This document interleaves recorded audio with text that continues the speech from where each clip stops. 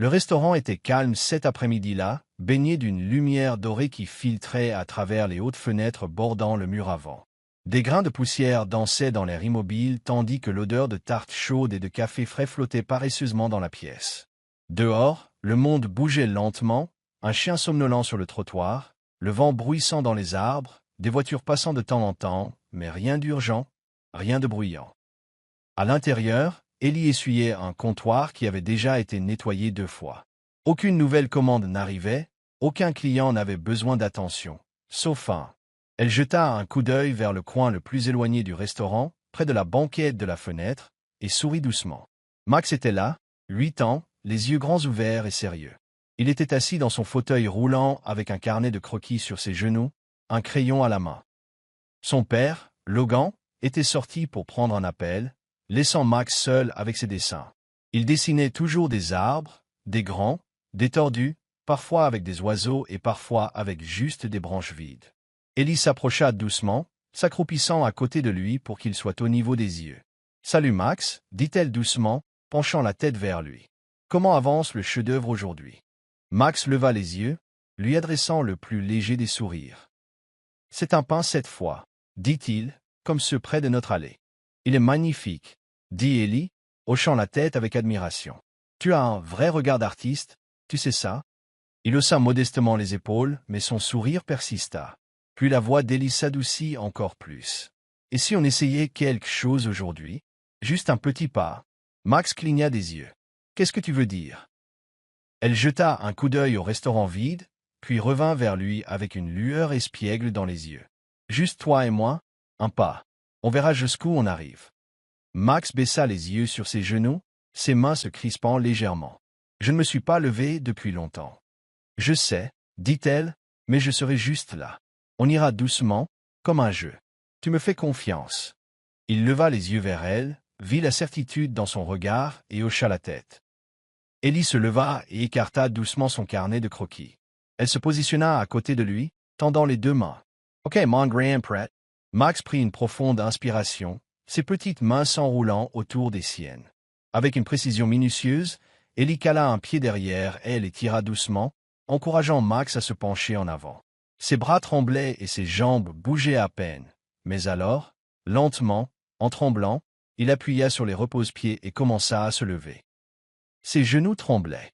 Ellie le stabilisa. « Tu es incroyable. Respire juste. » Les jambes de Max étaient raides, réticentes, mais il était debout, chancelant, mais debout, pour la première fois depuis presque 2 ans. Ses yeux s'écarquillèrent. « Je suis debout. »« Oui, tu le es, » rayonna Ellie, lui tenant fermement les mains. « Regarde-toi, Max. » Il chancela, puis faiblit légèrement, et Ellie le rattrapa sous les bras avant qu'il ne perde l'équilibre, mais il était toujours debout. « Tu veux faire un pas ?» murmura-t-elle. Max hocha la tête, la mâchoire serrée par la concentration. Ellie recula juste un peu, guidant son pied droit en avant, centimètre par centimètre. Son gauche suivit, lent et incertain. 1, compta-t-elle doucement. 2. Ils rirent ensemble, tremblants et essoufflés, alors qu'Ellie reculait d'un autre pas et que Max suivait. Il était maladroit, mais il bougeait. « Tu danses avec moi, » sourit Ellie. « Regarde-toi faire. » Max rit, d'un rire franc et sans retenue. Ellie pivota sur la pointe des pieds, fit un tour de joie, puis se retourna vers lui, le laissant reposer à nouveau son poids sur elle. Elle prit ses 2 mains et ensemble, ils firent quelques pas de plus à travers le restaurant vide, elle murmurant des encouragements, ses rires s'élevant comme une musique. La porte s'ouvrit. Logan entra, au milieu d'une phrase au téléphone. Il se figea, son téléphone tombant à son côté. Là, au milieu du restaurant, son fils, son garçon qui n'avait pas marché depuis près de 2 ans, était debout, s'accrochant aux mains d'une jeune serveuse, se déplaçant pas à pas sur le sol. Logan ne pouvait plus respirer, sa gorge se serra, son cœur battait à tout rompre. Il regardait, immobile, observant Max avancer péniblement avec une expression de joie pure sur le visage. Ellie leva les yeux et vit Logan. Elle s'arrêta, laissant Max se pencher contre elle tandis qu'elle murmurait. « Ton père est là. » Max tourna la tête et sourit. « Papa, regarde, je marche. » Logan s'avança, lentement, les yeux écarquillés, l'émotion le submergeant par vagues. Il tomba à genoux, les bras ouverts. Max lâcha Ellie et fit 2 pas chancelants de plus avant de s'effondrer dans l'étreinte de son père. Logan le serra fort, ne se souciant pas des larmes qui coulaient sur ses joues. Max enfouit son visage dans l'épaule de son père, gloussant entre 2 respirations. Ellie se tenait à proximité, les mains sur la bouche, les yeux brillants de fierté. Pendant un long moment, personne ne parla.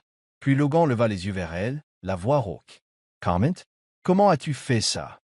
Ellie secoua la tête, une larme coulant sur sa joue. « Ce n'est pas moi.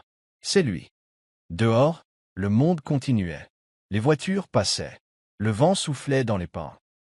Mais à l'intérieur de ce petit restaurant, quelque chose avait changé pour toujours, et personne ne serait plus jamais le même. Le restaurant était plus calme que d'habitude le lendemain matin. Les bruits habituels d'assiettes qui s'entrechoquent et de conversations tranquilles semblaient se taire en présence de quelque chose d'inexprimé. Logan était assis seul à la banquette d'angle, une tasse de café fumant intacte devant lui. Ses yeux n'étaient ni sur le menu ni sur la fenêtre. Ils étaient sur Ellie. Elle se déplaçait entre les tables avec sa grâce habituelle, mais maintenant Logan la voyait différemment. Non pas comme une routine ou une obligation, mais comme un but. Il y avait quelque chose derrière son sourire, quelque chose qui persistait plus longtemps que la politesse et plus profondément que l'habitude. Quand elle s'approcha enfin de sa table, il se leva, incertain de la raison. « On peut parler ?» demanda-t-il. Ellie hocha la tête, surprise mais pas méfiante. « Bien sûr, » dit-elle. « Tu veux aller derrière ?» L'allée derrière le restaurant n'était pas glamour, mais elle était calme. Un unique banc en bois était assis sous un auvent en tôle rouillée. L'odeur du pain et de la lavande flottait faiblement du jardin d'herbe qu'Ellie avait planté dans des pots fissurés. Ils s'assirent. Logan rompit loose silence, le premier. « J'ai besoin de savoir, hier, ce que tu as fait pour Max. » « Pourquoi ?» Ellie baissa les yeux sur ses mains, les doigts noués dans son tablier. Elle prit une longue inspiration. « Parce que quelqu'un a cru un jour que je pourrais danser à nouveau, moi aussi. » Il franca les sourcils, confuse. « Dancer ?» Elle hocha lentement la tête. « J'étais danseuse. Ballet, moderne, même un peu de danse de salon. J'ai tourné avec une petite compagnie juste après le lycée. C'était tout pour moi. » Logan écoutait, pris au dépourvu par la douceur de sa voix. « Je venais de décrocher un solo dans une production majeure, mon premier projecteur. 2 semaines avant la première, j'ai eu un accident de voiture. Pas grave, mais suffisant pour me fracturer la hanche et me déchirer un ligament. L'opération était risquée. La rééducation a été longue. Mon assurance, eh bien, disons simplement qu'elle ne couvrait pas la partie rêve de la guérison. » Sa voix ne se brisa pas, mais ses mots ralentirent. « J'ai tout perdu. Ma place dans la compagnie, la bourse que je devais commencer cet automne-là, le studio de danse où je m'entraînais à engager quelqu'un d'autre, et mes parents. Ils ne savaient pas comment gérer une fille qui ne pouvait plus faire ce pour quoi elle était née. » Logan ne dit rien. Il n'en avait pas besoin. « J'ai fait des petits boulots, essayé de payer les factures médicales. J'ai fini ici, à servir des tables, en me disant que c'était temporaire. Mais la vérité, c'est que j'étais coincé. » Ellie se tourna enfin vers lui, les yeux vulnérables mais stables. Quand j'ai vu Max pour la première fois, j'ai reconnu ce regard dans ses yeux. Cette tristesse silencieuse. Ce sentiment de « je suppose que c'est tout pour moi ». Je l'ai vécu. Je sais ce que c'est que de vouloir bouger, mais de sentir que le monde a collé tes pieds au sol.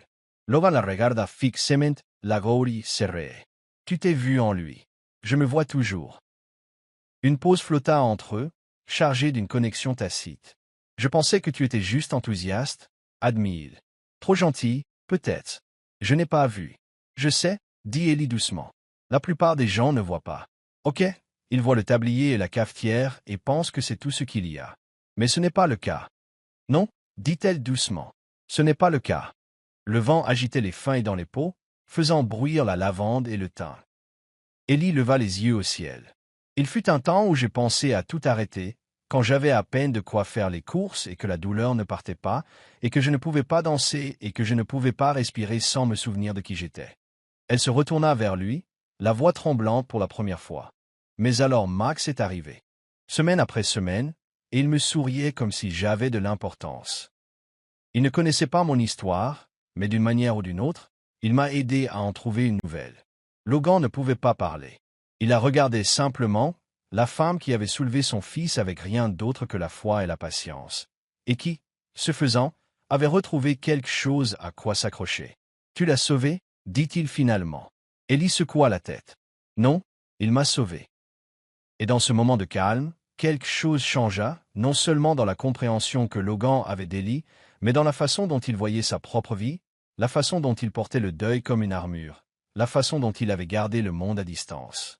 Maintenant, une serveuse avec une claudication et une histoire avait fait craquer cette armure, avec rien de plus que de la gentillesse et le courage de danser à nouveau, un pas à la fois. Le soleil commençait à peine à se lever, projetant une douce lumière dorée sur le sommet des bâtiments alors que Logan entrait sur le parking du restaurant. C'était devenu un rituel maintenant, les petites heures du matin, les banquettes tranquilles, le carnet de croquis de Max sur la table, et Ellie se déplaçant entre les clients comme si elle était faite de lumière du soleil et de musique. Mais Logan ne venait plus seulement pour la routine, ni même pour la paix. Il venait pour elle. Logan Evans était un homme que la plupart des gens décrivaient comme étant un succès, PDG d'une entreprise technologique en plein essor, une fortune de plusieurs millions, un nom qui commandait l'attention dans n'importe quelle salle de conseil. Mais personne ne l'avait jamais décrit comme chaleureux, joyeux ou entier. Pas depuis le décès de sa femme. Cela faisait 2 ans, mais le chagrin ne s'était jamais adouci, il avait juste appris à mieux se cacher. Il s'était enfoui dans le travail, dans la planification des thérapies de Max, dans le contrôle de tout ce qu'il pouvait, parce que ce qu'il ne pouvait pas contrôler lui avait tout pris. Et pourtant, toute son influence, tout son argent, n'avait rien fait pour changer ce dont il s'était convaincu que c'était permanent. Max ne remarcherait plus jamais. Jusqu'à Ellie. Il l'avait d'abord ignorée, juste une serveuse, trop enjouée. Mais ensuite, il avait vu la façon dont Max s'illuminait quand elle entrait dans la pièce. La façon dont ses yeux suivaient chacun de ses mouvements, comme si la regarder atténuait la douleur. Et maintenant, chaque fois que Logan s'asseyait en face de son fils et regardait Ellie s'agenouiller à côté du fauteuil roulant de Max, le persuadant d'essayer un étirement, guidant ses mains dans une nouvelle posture, l'encourageant à tenir une seconde de plus sur ses pieds, il voyait une sorte d'espoir qu'il avait abandonné depuis longtemps. Au cours des semaines suivantes, quelque chose commença à changer. Max riait davantage. Il demandait à venir au restaurant, même les jours où Logan était trop fatigué pour discuter. Il se mit à fredonner des chansons qu'Ellie avait passées à la radio pendant qu'elle travaillait. Et puis, un après-midi, Logan entra et vit quelque chose qui le glaça sur place. Ellie était au milieu de la salle à manger, les mains levées en l'air tandis que Max se tenait à côté d'elle, ne s'accrochant pas à elle, ne s'appuyant pas contre une chaise, juste debout. Ses jambes tremblaient, son visage concentré, mais il était droit, seul. Cela ne dura que quelques secondes, mais Logan ne pouvait plus respirer. Ellie se tourna et croisa son regard, son large sourire rempli de larmes. Max regarda, fier et radieux. « Papa, tu as vu. » Logan hocha la tête, déglutissant difficilement. « Oui, mon grand. J'ai tout vu. » Plus tard dans la soirée, après que Max eut fini de dîner et se fut endormi profondément sur la banquette arrière, Logan était assis seul au volant de sa voiture devant leur maison. La radio était éteinte, les lampadaires bourdonnaient faiblement, et Logan regardait fixement le pare-brise, incapable de bouger. Des larmes coulèrent sur son visage avant même qu'il ne s'en rende compte. Il ne sanglotait pas, il ne craquait pas. C'était plus silencieux que cela, juste un homme lâchant quelque chose qu'il avait tenu trop serré pendant trop longtemps. Chagrin, culpabilité, peur, tout cela coulait silencieusement sur ses joues. Pour la première fois depuis les funérailles de sa femme, Logan s'autorisa à croire en autre chose que la survie. Il croyait en la possibilité. Il croyait en Max. Il croyait, peut-être pour la première fois, qu'il pourrait réellement s'en sortir. Et plus que cela, il croyait que peut-être, juste peut-être, il était autorisé à espérer à nouveau. Il regarda dans le rétroviseur, vit son fils paisiblement blotti, un léger sourire flottant encore sur ses lèvres. Puis il pensa à Ellie, sa voix douce, son cœur farouche, la façon dont elle avait vu Max non pas comme brisé mais comme courageux. Et Logan murmura dans le silence, « Merci ». Il ne savait pas ce que demain apporterait, mais pour la première fois depuis des années, il voulait le découvrir. Tout commença par une simple question, posée avec une étincelle d'audace et d'espoir. Un après-midi tranquille, alors que Max faisait la sieste sur la banquette après une séance particulièrement longue, Ellie se glissa sur le siège en face de Logan et le regarda droit dans les yeux. Laisse-moi travailler avec lui. Tous les jours. Après l'école. Logan cligna des yeux. Tu en fais déjà plus qu'assez. Je veux en faire plus, dit-elle doucement. Je veux essayer quelque chose. Constant, ciblé, pas seulement des étirements ou se tenir debout. Je veux l'aider à bouger. Vraiment bouger. Logan hésita. Son premier instinct fut de dire non, de protéger, de contrôler. Mais ensuite il pensa à Max, comment ses yeux s'illuminaient quand il franchissait la porte du restaurant, comment il riait avec Ellie, comment il se tenait debout, et les mots restèrent coincés dans sa gorge. D'accord, dit-il. Oui. Ils transformèrent l'arrière-cour de Logan en quelque chose de magique. Cela commença par quelques mètres carrés de terrain plat, débarrassé des feuilles. Ellie apporta de vieux tapis de yoga, des guirlandes lumineuses de jardin et une enceinte qui jouait de la musique classique douce. Logan l'aida à construire une rampe en tuyaux de PVC et en bois, assez basse pour que Max puisse s'y agripper. Ensemble, ils tracèrent la piste de danse à la craie. Chaque ligne un objectif, une limite, un pas en avant. Ellie les appelait des chemins magiques, et Max les adorait. Chaque après-midi, après l'école et le travail, ils se réunissaient dans l'arrière-cour, Max en basket au lieu de son attel habituel, Ellie en leggings et un débardeur délavé avec une silhouette de danseuse sur la poitrine. Logan s'asseyait souvent sur le porche au début, faisant semblant de lire le journal, mais ses yeux ne quittaient jamais les deux autres. « D'accord, disait Ellie. Aujourd'hui, on valse. » Comme un gentleman, gloussa Max. « Mais je ne sais pas danser. »« Tu le fais déjà, murmura-t-elle, guidant doucement son pied en avant, puis sur le côté. Un pas, puis deux. Certains jours, Max luttait pour se tenir debout. Certains jours, il parcourait la moitié de la cour, et certains jours, il s'effondrait dans les bras d'Ellie, riant, jamais vaincu. Logan commença à se joindre à eux, pas au début, mais finalement Ellie le surprenait à retrousser ses manches, à passer un râteau sur l'herbe, dégageant tranquillement l'espace pour que Max ne trébuche pas. Puis un jour, il prit l'autre main de Max, et ils firent 3 pas ensemble, père, fils, et la femme qui n'était plus seulement une serveuse. Il y avait des moments, brefs mais lumineux, où Logan et Ellie croisaient leurs regards à travers la cour, non pas avec flirt, mais avec compréhension, un regard qui disait « Nous construisons quelque chose ensemble ». Un soir doré, alors que le soleil baissait et peignait l'arrière-cour de cuivre et d'ambre, Max s'assit au bord du tapis et leva les yeux vers son père. « Papa, dit-il, tu crois que maman peut me voir maintenant ?» Logan se ficha. Ellie aussi. Il s'agenouilla à côté de son fils et hocha lentement la tête. « Je pense qu'elle te voit tous les jours. Tu crois qu'elle est fière ?»« Je pense, » murmura Logan, passant une main dans les cheveux de Max. « Elle n'a jamais été aussi fière. » Cette nuit-là, Ellie resta un peu plus longtemps. Max s'était endormi sur le canapé après le dîner, et Logan la raccompagna à sa voiture. La lumière du porche vacillait, projetant un halo chaleureux autour d'eux. « Merci, » dit-il doucement, de lui avoir rendu une partie de sa vie. Ellie le regarda. La voix d'Aus. C'est lui qui me la rend aussi. Ils restèrent silencieux un instant, quelque chose d'inexprimé passant entre eux. Puis elle partit. Des heures plus tard, incapable de dormir, Ellie revint. Elle avait oublié son chargeur de téléphone sur le porche. Elle se gara tranquillement, ne voulant pas les réveiller. Mais alors qu'elle s'avançait vers le porche, elle s'arrêta. La cour était faiblement éclairée par le clair de lune, et là, au milieu du sol tracé à la craie, se tenait Logan. Il était à genoux, les mains jointes devant lui, la tête basse. Elle pouvait entendre sa voix, portée doucement par le silence. « S'il te plaît, » murmura-t-il, « s'il te plaît, laisse-le juste danser une fois dans sa vie. Pas pour moi, pas pour elle, juste pour lui. » I.L. Lummerite. Ellie resta immobile, le cœur serré.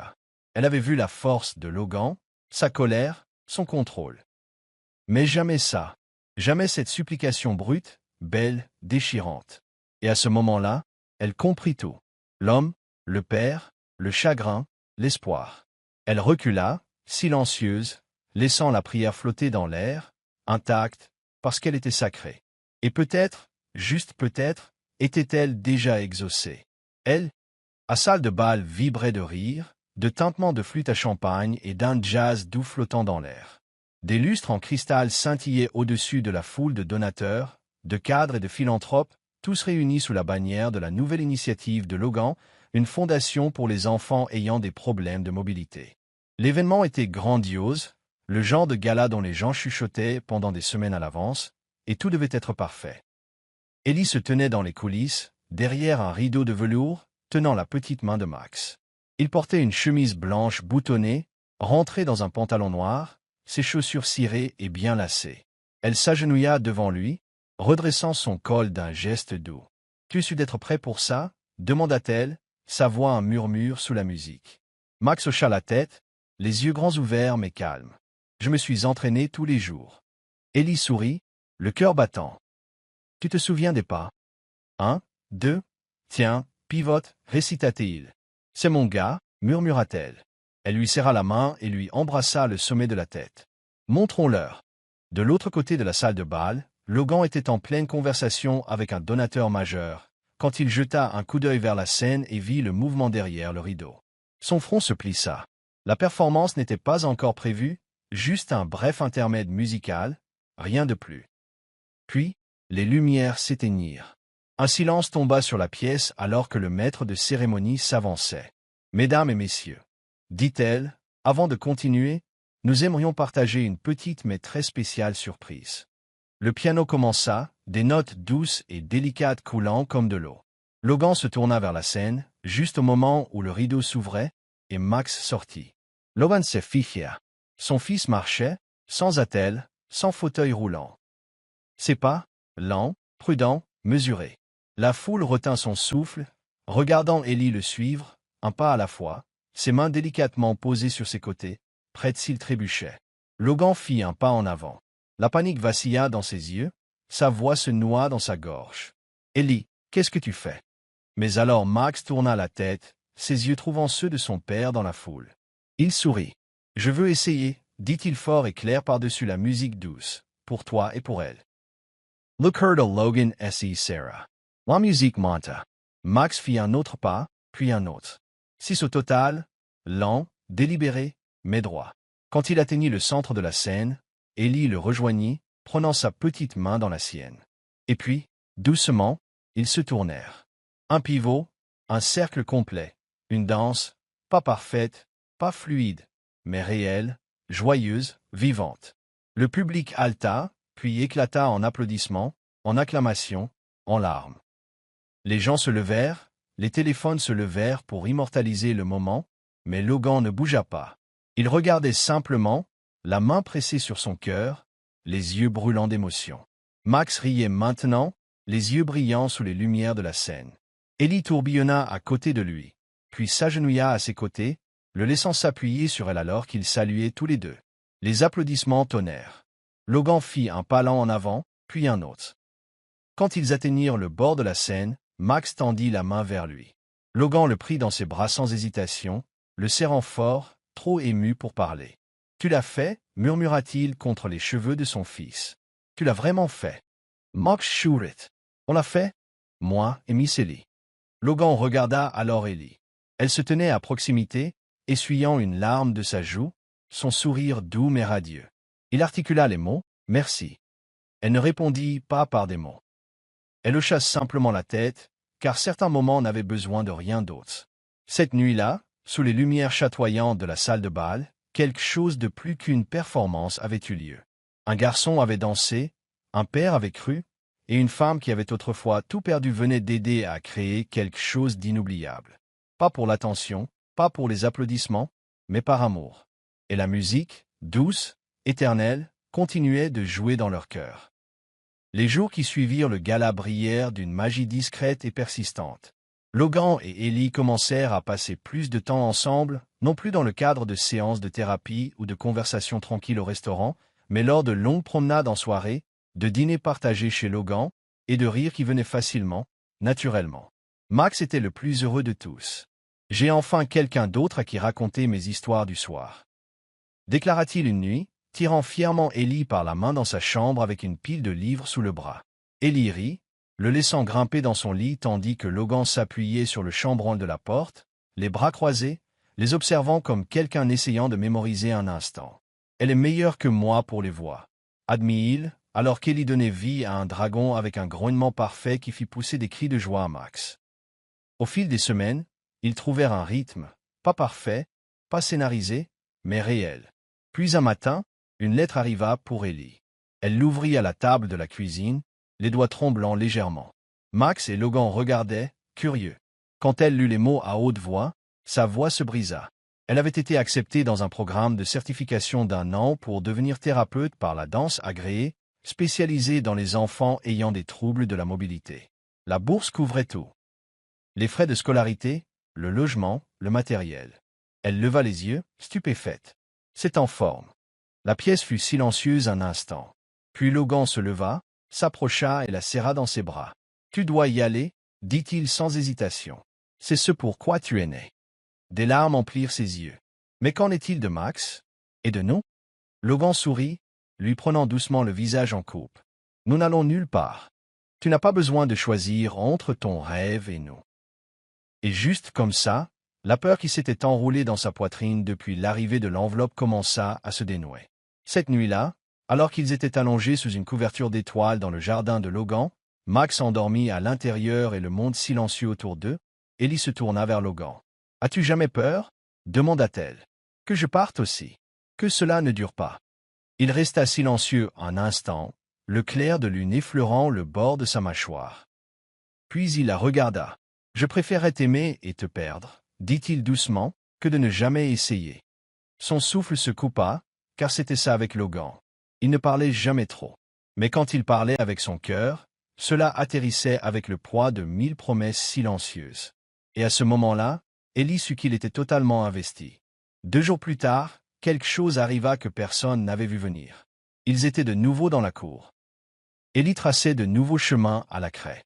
Logan installait l'enceinte, Max bondissant d'excitation à leur routine quotidienne.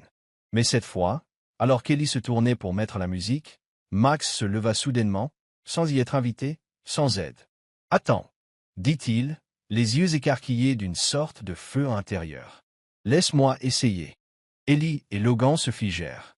Max prit une inspiration. Puis, sans main pour le guider, sans rampe pour se tenir, il s'avança. Un pas, puis un autre, et un autre. 3 pas complets et solides, puis 2 de plus.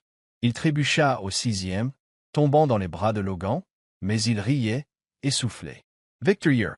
Ellie plaqua une main sur sa bouche, les yeux s'emplissant de larmes. Logan serra son fils contre lui, les larmes coulant librement sur ses joues. « Tu l'as fait » murmura-t-il. « Tu l'as vraiment fait. » Max regarda Ellie, toujours sous le choc, et dit avec un grand sourire. « Je voulais te surprendre. » Elle tomba à genoux à côté de lui et le serra fort. « La meilleure surprise que j'ai jamais eue. » Ce moment scella quelque chose. Pas seulement la force de Max. Pas seulement l'amour de Logan. Mais le fait que quoi qu'il arrive ensuite, Chicago, les défis, le changement, ils ne cédaient plus seulement à guérir. Ils étaient une famille, et rien ne pouvait leur enlever cela. Le studio de danse sentait la peinture fraîche et le produit à parquet parfumé à la lavande. La lumière du soleil entrait à flot par de hautes fenêtres, se déversant sur les planchers en bois comme une rivière dorée. Des rubans pendaient au miroir. Une musique douce jouait depuis une vieille enceinte dans le coin, et des rires fusaient de tous les coins de la pièce. Ellie se tenait au centre de tout cela, pieds nus, en leggings doux et une blouse blanche, les cheveux attachés en arrière, les yeux brillants de fierté. Autour d'elle, des enfants se déplaçaient avec un rythme maladroit et joyeux. Certains marchaient avec des appareils orthopédiques, d'autres utilisaient des déambulateurs, certains tourbillonnaient les bras tendus, tandis que d'autres se balançaient sur place. Cela n'avait pas d'importance. Ici, chaque enfant était un danseur, et Max était juste à côté d'elle. À 10 ans, il était devenu son assistant non officiel, chuchotant des encouragements à un nouvel élève timide, démontrant les étirements d'échauffement, aidant même à choisir la musique pour leur cercle de freestyle hebdomadaire. Il portait un sifflet autour du cou comme un entraîneur, mais ne l'utilisait que pour faire rire les autres. « Je ne suis pas un vrai professeur », disait-il souvent. « Tu es le meilleur genre de professeur », répondait toujours Ellie.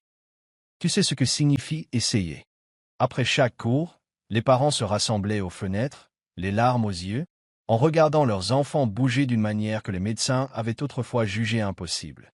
Les cours d'Ellie étaient gratuits, entièrement financés par la fondation de Logan, désormais élargie et florissante. Mais elle ne parlait jamais d'argent, seulement de mouvement, seulement de musique, seulement d'espoir. Le mariage était dans 2 semaines. Ellie et Logan l'avaient planifié ensemble de la manière la plus simple possible. Une cérémonie dans le jardin derrière le studio, avec des guirlandes lumineuses, des fleurs sauvages et une piste de danse sous les étoiles. Pas de traiteur, pas de smoking. Juste de l'amour, des rires et une croyance partagée en de nouveaux commencements. Max était plus excité que quiconque. Il avait pris son rôle au sérieux, dessinant les cartons d'invitation à la main, choisissant les chansons pour la playlist et écrivant un discours qu'il gardait comme des secrets d'État. Seule Ellie savait qu'il était nerveux à l'idée de le lire à voix haute. « Tu seras génial », lui dit-elle un soir alors qu'il s'entraînait à chuchoter devant le miroir. « Tu es déjà le cœur de cette famille. » La veille du mariage, Ellie était assise seule dans le studio, contemplant une housse de vêtements blanches suspendue au mur. Elle l'ouvrit lentement, les mains tremblant légèrement. À l'intérieur se trouvait le costume de ballet qu'elle n'avait jamais porté. Mousseline blanche, tulle délicat, dentelle cousue le long de l'encolure. Elle l'avait gardé toutes ces années, plié comme un morceau d'une autre vie. Mais maintenant, il ne représentait plus quelque chose de perdu. Il était devenu quelque chose de transformé.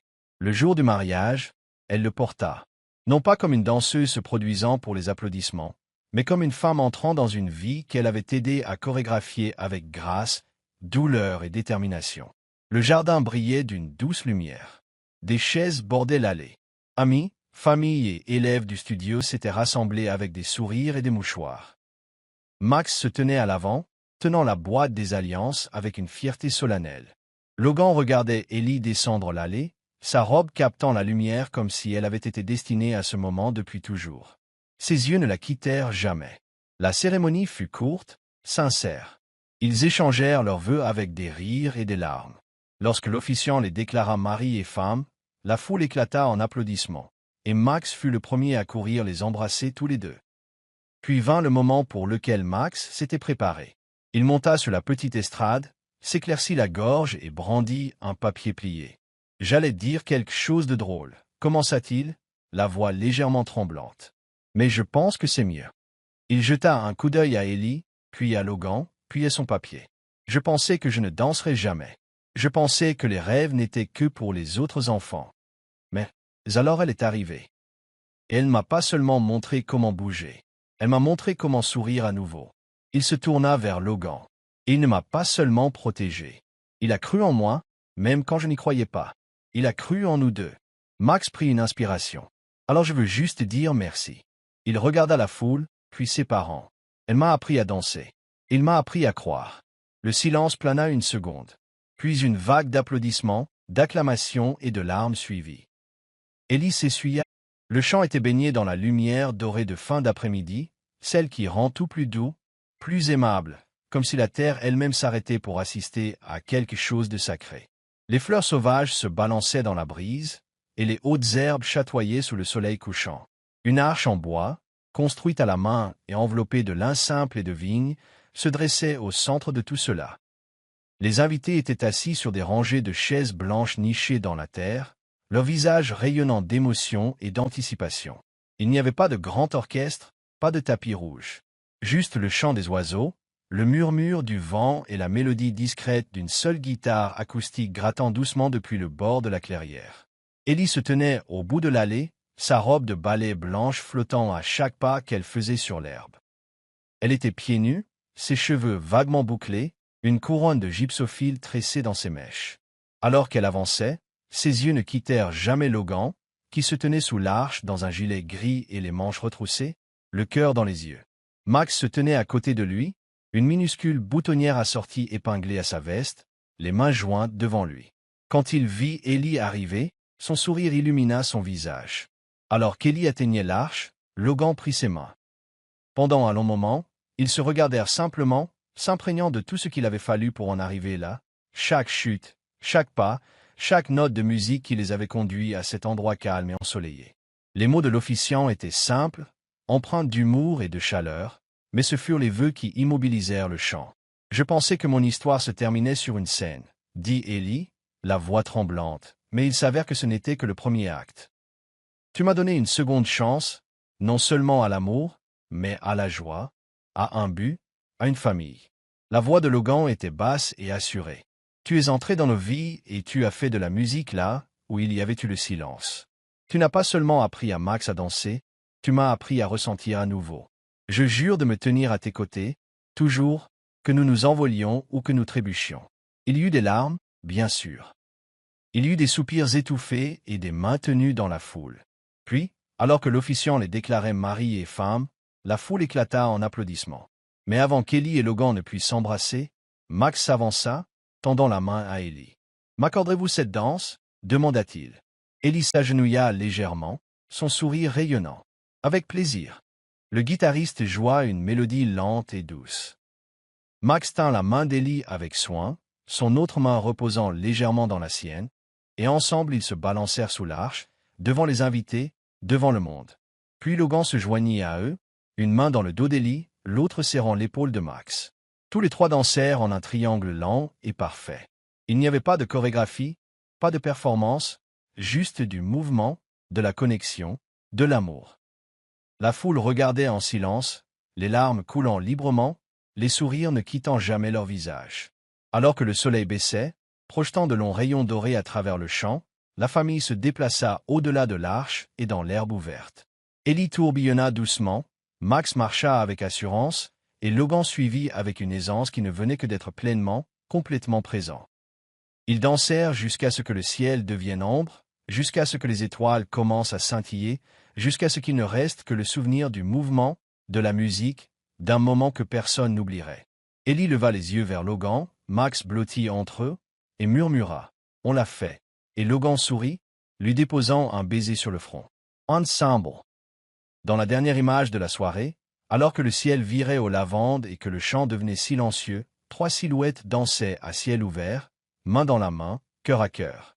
Pas un récital, pas un rêve, une vie, une danse, un amour, un pour toujours. Alors que les dernières notes de leur danse s'estompent dans le crépuscule, on nous rappelle que la guérison ne vient pas toujours avec des triomphes bruyants, mais souvent avec des moments calmes, des mains douces et le courage de faire un pas de plus. Ellie, Logan et Max nous ont montré que la famille n'est pas seulement quelque chose dans lequel nous naissons. Parfois, c'est quelque chose que nous construisons, pas à pas, souffle après souffle, et battement après battement. Si cette histoire a touché votre cœur, vous a rappelé le pouvoir des secondes chances et la beauté de croire en quelqu'un, veuillez envisager de vous abonner à Soul Steering Stories. Ici, nous vous apportons des récits qui élèvent, inspirent et nous rappellent à tous la résilience de l'esprit humain. Merci d'avoir regardé, et souvenez-vous, parfois, il suffit d'une danse pour changer une vie.